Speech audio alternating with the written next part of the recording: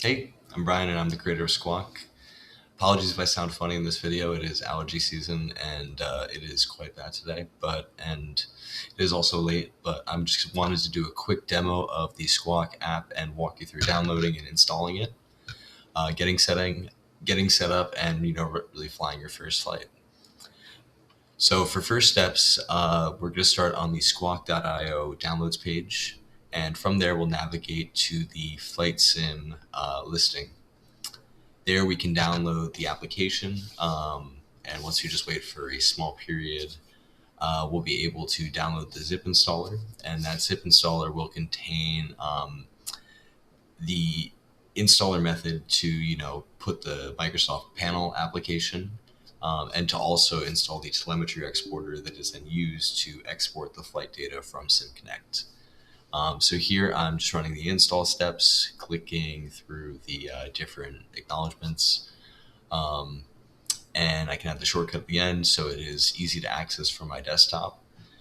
So once that's installed, I have it running locally, and we can see it in the bottom right that the application is set up and running. I have installed it before, so this is just an update, so it does remember my previous authentication. But yeah, so now let's load into an actual flight and get it running. So here we are departing from Logan Airport in Boston. So we have the telemetry export on the right. We can access the Microsoft Flight Sim panel application from the toolbar on the top. We'll see the Squawk logo, and that's where we would do, the actual authentication, or if we wanted to, if we couldn't use browser-based authentication, you can use an API key that you could issue from the Squawk website after creating an account. But yeah, so we are now in flight, and we can see the different phase changes and actual telemetry being exported to the and displayed within the exporter within that interface.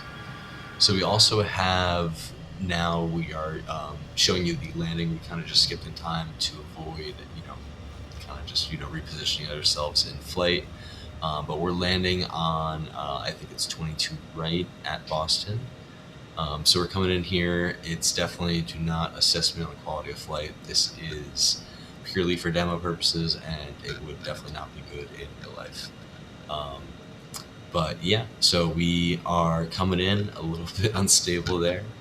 But once we are going, we can think about the different, aspects, and I'll show you at the end, what actual insights we gain from the Squawk application. And so, some of those insights might be, the different telemetry like altitude, airspeed, G-force, touchdown rate, centerline deviation. And, for the free plan, this is captured 10 times per second, where, on the premium plan, we do, 30 hertz. So you get even richer, telemetry data and insights. But we can see the approach here a little bit low. I think a little bit going, I cannot tell, a little fast. But we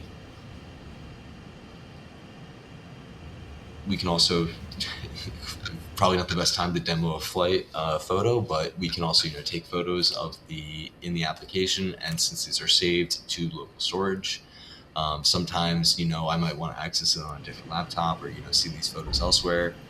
So we do have the option to select an auto upload, where we would then take those photos, store them in the cloud storage, and you can then access them anywhere without needing to basically be on your PC to see them. So yeah, flight finished now, the upload has completed, and all of the different chunks of telemetry data we need to analyze the flight have been uploaded to the cloud. We can see that once we load the page, we have all of our different insights and metrics on the actual flight details.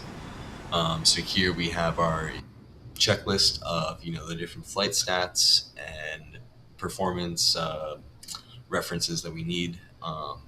We have all our different actual graphs that show the G-forces, the profile of the aircraft, the approach, descent, dynamics.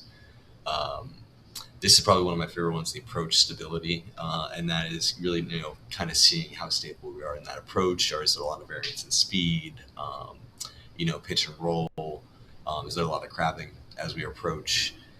For the aggregated score, that's kind of based on benchmarks. So, just simple, not really comparing to other flights, but just, standards. Whereas, the cohorts and percentile scoring is based on actual other users, and it is a way kind of to assess yourself and compare yourself in similar flight contexts. This section right here is the procedural coaching section, where we have, based on specific aircraft analysis that we've researched, seeing if the approach fits those references and those guides. And if not, we provide advisories, warnings, and also different ways that you can kind of see those references and improve your flight quality. We have the 3D approach replay right here, where you can kind of see this one is maybe not the most accurate. It's just kind of for demo purposes, because it captured the beginning phase of the flight, just because we only went to about 3,000 feet. But you'll be able to basically replay your approach, see all the different stats on the bottom of the data of the actual aircraft as it's approaching and actually during the descent and touchdown.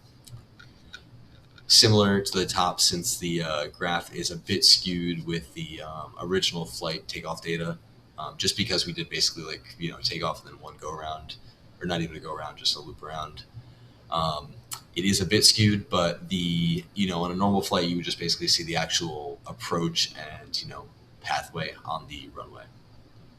Thank you for watching, and hope you enjoyed. Thanks again.